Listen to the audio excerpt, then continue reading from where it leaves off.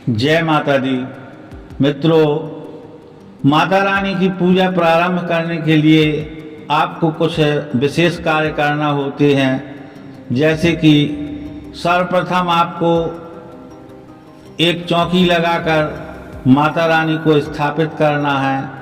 तत्पश्चात उनके दाहिनी तरफ एक चावल का या आटे का आप चौक बना लें और उस चौक पर उस घट को स्थापित करें। घट किसी भी चीज़ का हो सकता है, मिट्टी का या तांबे का।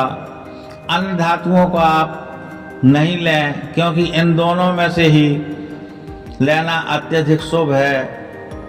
क्योंकि अन्य धातुओं में कोई बहुत महंगी है और किसी का प्रयोग शुभ नहीं माना जाता है। इसलिए मेरे विचार से आप मिट्टी या तांबे का पात्र ही चयन करें। सर्वप्रथम उसमें उसके गले में एक कलावा बांध दें और साथ में स्वास्तिक, त्रिशूल आदि अंकित कर दें। उसके बाद उस पात्र को लेकर उन चावलों की अष्टदल कमल के ऊपर स्थापित करें और सबसे पहले उसमें गंगा जल डाल दें। गंगा जल के बाद हल्दी, सुपारी, चावल, रोली, कुछ सिक्के दक्षिणा के रूप में, और फिर उसको जल से भर दें। उसके बाद आम के पत्ते स्वास्तिक या केवल टीका कर आम के 9, 7, 11 पत्ते, आम ना मिले तो अशोक के पत्ते आप उसके मुख पर रख दीजिए। उसके बाद पूर्ण पात्र को रखकर उसमें कोई भी अनाज भर दें, गेहूं, चावल, जो भी आपके पास उपलब्ध हो।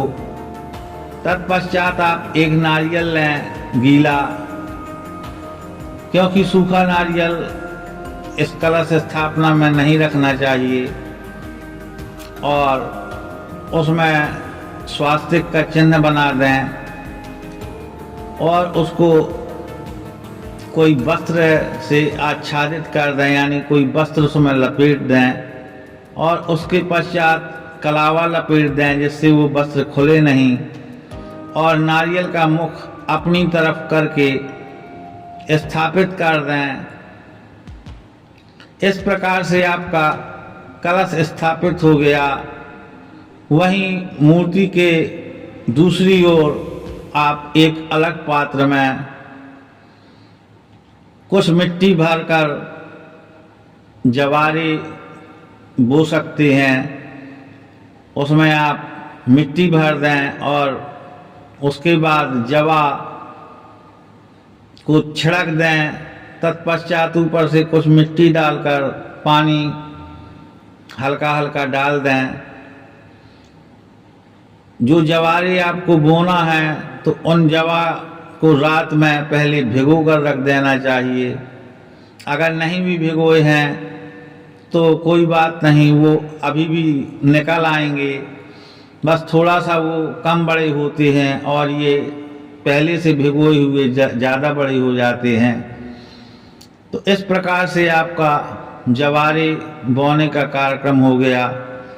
वहीं माता रानी के बाएं साइड में एक थोड़ा सा चावल डालकर दीपक को स्थापित कर दें, जो आपकी अखंड ज्योत रहेगी।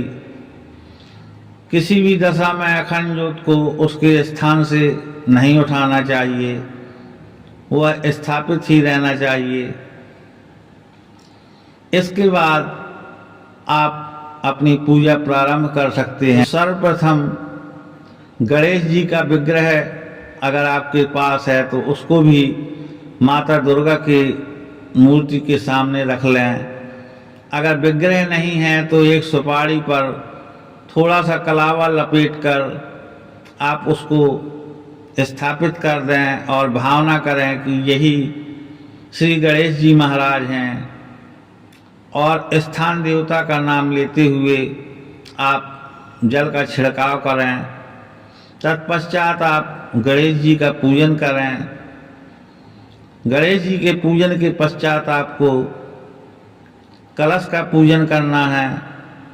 यहाँ पर पंचोपचार ही पूजन आप करें, जिसमें जल, चंदन, अक्षत और फूल और धूप का ही प्रयोग किया जाता है। ऐसी सिंपल सीधी सरल पूजा आप करते हुए गणेश जी के पूजन के पश्चात कलश के बाद माता रानी की पूजा करें। और जब आप इतना कर चुके हैं, उसके पश्चात आपको जो भी कोई पाठ वगैरह करना हो, जैसे कि दुर्गा सप्तशती या दुर्गा चालीसा या काली चालीसा आदि, या कोई रामायण के नवाह पारायण करता है तो आप नवाह पारायण भी कर सकते हैं। उसको प्रारंभ करें। अखंड ज्योत का दीपक जलता ही रहे जब तक आपका वो पूजा पाठ चल रहा है। अगर आपको अखंड ज्योत लगातार जलानी है तो वैसा घी भरकर रखें, और अगर आपको अपनी पूजा के समय में ही जलाना है तो आप उसमें थोड़ा कम भरें। इसके पश्चात जब आपका पाठ वगैरह हो जाए तब सर्वप्रथम माता रानी की आरती करें, और आरती करने के पश्चात माता रानी को भोग समर्पित करें। भोग में आप लौंग, बतासा, ऋतु फल वगैरह अर्पित करें। अगर आपके पास में सुविधा है तो आप हवन करें, और हवन करने के लिए सबसे अच्छा रहेगा कि आप गाय के गोबर से बनाए गए उपलों का ही प्रयोग करें।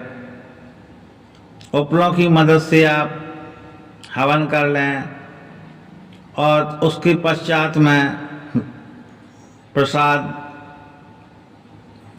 जो आपने बतासा और लौंग वगैरह माता रानी को समर्पित किए हैं, वैसे ही एक बतासे पर 2 लौंग रखकर उस हवन में डालें, और फिर पानी